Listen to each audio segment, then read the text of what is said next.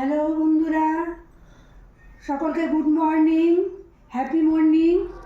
আজকে আমাদের বাড়িতে একটা ছোট্ট করে অনুষ্ঠান হবে। আজকে আমাদের এক কর্মী মহামায়াদির কর্মবিরতি আছে, তাকে কর্মবিরতির সম্বর্ধনা জানানো হবে। তাই একটু মতো রেডি হয়ে আছি আর তোমাদেরকে গুড মর্নিং জানিয়ে দিলাম।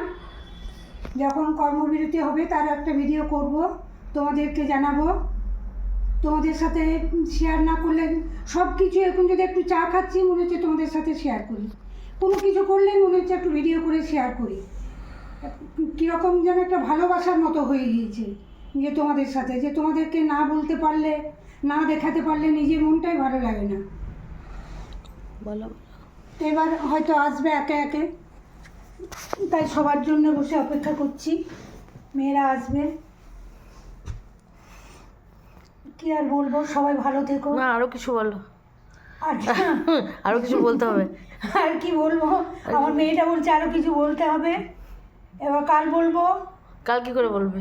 আজকে আবার যখন হবে, যে অনুষ্ঠানটা হবে, যখন বিরতি সম্বর্ধনা অনুষ্ঠানটা হবে, কি তখন খাওয়াবে? আবার কিছু বলবো। কি খাওয়াবে সেটা বলো। মিষ্টি মিষ্টি খাওয়াবো।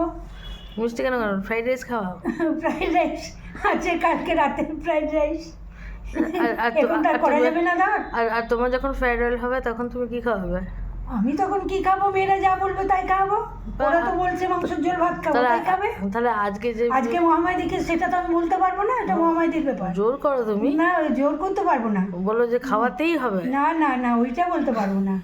মহামায়াদি মিষ্টি তো খাওয়াবেই, মাস্ট। মিষ্টি তো আনবেই।